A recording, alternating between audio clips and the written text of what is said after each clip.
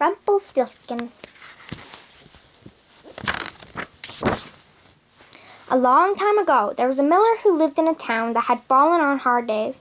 The townspeople were forced to pay very high taxes, and the miller was brought before the king for not paying his. "Please, your majesty," pleaded the miller, "I have a daughter who can do the most extraordinary thing. She can spin straw into gold. I can bring her to you if only you will forgive me."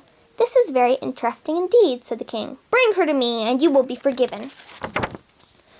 The miller regretted his words as soon as he had spoken them, but it was too late.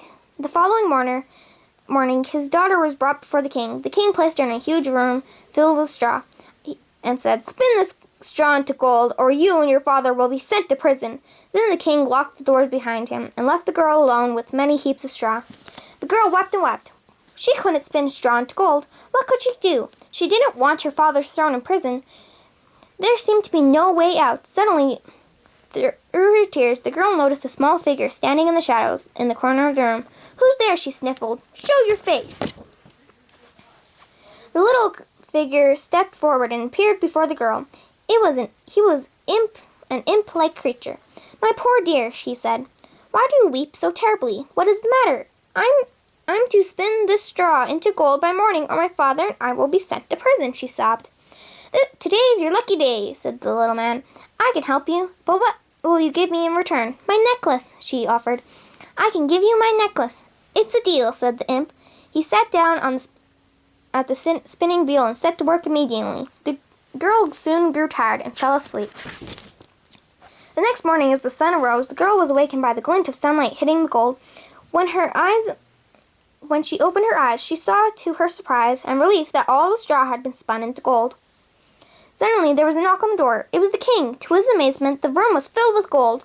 The girl thought that she would now be free to go, but the king became greedy at the sight of the gold and sent her to a larger room filled with even more straw than the first.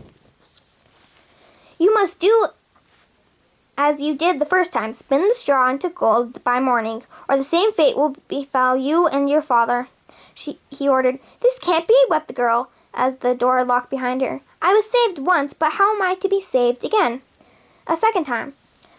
"Fear not," piped a familiar voice. "I will help you again. But what, may I ask, do you have to give me this time?" It was the little man. The girl looked down at her hand. She wore a ring that was a gift from her mother. "I will give you my ring," said the girl. "That sounds good to me," said the imp, and he snatched the ring from her finger and set to work. When the girl awoke the next morning, she was again relieved to find that although the room was bigger and there had been more straw than the first time, every last piece of straw had been spun into gold once more. The king was pleasantly surprised a second time. He was now growing quite fond of the girl, who was very pretty indeed, but his greed got the better of him at the sight of even more gold. He locked up the girl a third time, but now it was in a tower filled with straw.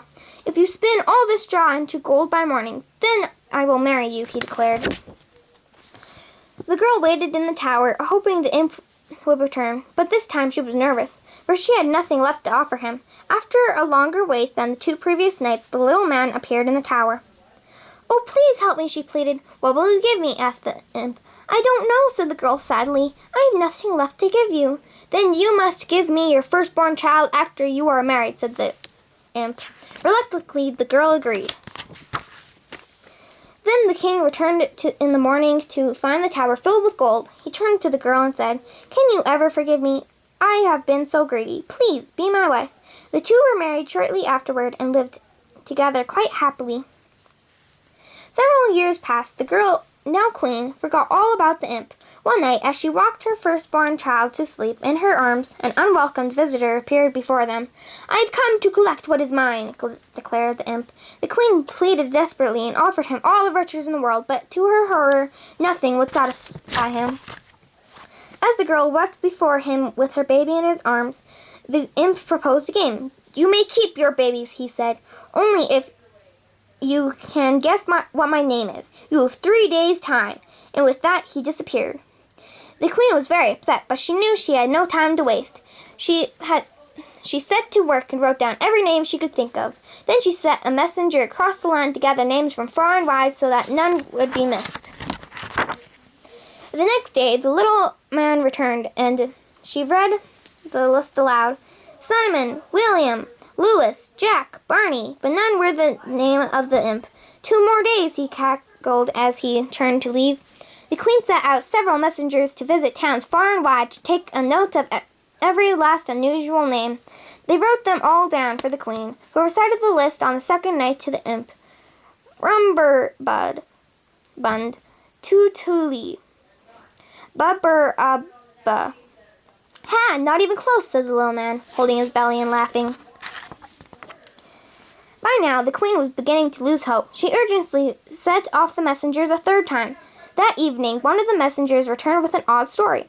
I was traveling through the woods when I heard the sound of someone singing. I stopped and peered through the trees and saw a strange little man dancing around the fire and chanting, ha ha ha, the queen will never win.